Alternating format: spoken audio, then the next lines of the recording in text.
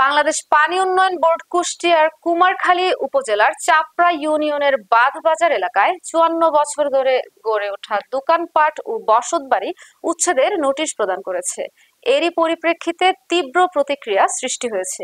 এই ঘটনার প্রতিবাদে মানববন্ধন, বিক্ষোভ ও স্মারকলিপি প্রদান করেছেন ক্ষতিগ্রস্ত ব্যবসায়ী ও স্থানীয় বাসিন্দারা। বিস্তারিত থাকছে কুষ্টিয়া থেকে এম এ শাহিন হোসেনের প্রতিবেদন। বুধবার বাংলাদেশ সেনাবাহিনীর অস্থায়ী ক্যাম্পের সামনে বাঁধবাজার বণিক সমিতির আয়োজিত মানববন্ধনে শতাধিক স্থায়ী ব্যবসায়ী ও বসবাসকারী অংশগ্রহণ করেন।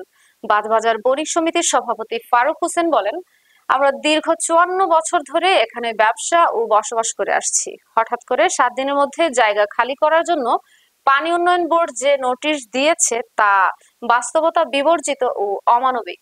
এত অল্প সময়ের মধ্যে দোকান, ঘর ও পরিবারগুলোকে সরিয়ে নেওয়া সম্ভব নয়। আমরা অনুরোধ করছি, গরিব ও ভূমিহীন মানুষের জীবনের বাস্তবতা বিবেচনায় এ সিদ্ধান্ত প্রত্যাহার করা হোক। মানববন্ধনে বক্তারা অভিযোগ করেন, দীর্ঘদিন ধরে রাজনৈতিক প্রশ্রয় ও স্থানীয় প্রশাসনের নজরদারির অভাবে গড়ে ওঠা এই এলাকাটি এখন একরকম আবাসিক ও ব্যবসায়িক এলাকায় পরিণত হয়েছে। অথচ হঠাৎ করে উচ্ছেদ নোটিশ দিয়ে তাদের জীবনকে অন্ধকারের দিকে ঠেলে দেওয়া হচ্ছে। এ সময় চাপড়া ইউনিয়নের বাঁধবাজার এলাকার স্থানীয় জনপ্রতিনিধি সহ শত শত মানুষ এতে অংশগ্রহণ করেন। পরে বাঁধবাজার বণিক সমিতির সভাপতি ফারুক হোসেনের নেতৃত্বে একটি প্রতিনিধি দল কুষ্টিয়া সেনা ক্যাম্পের কর্মকর্তাদের সাথে কথা বলেন।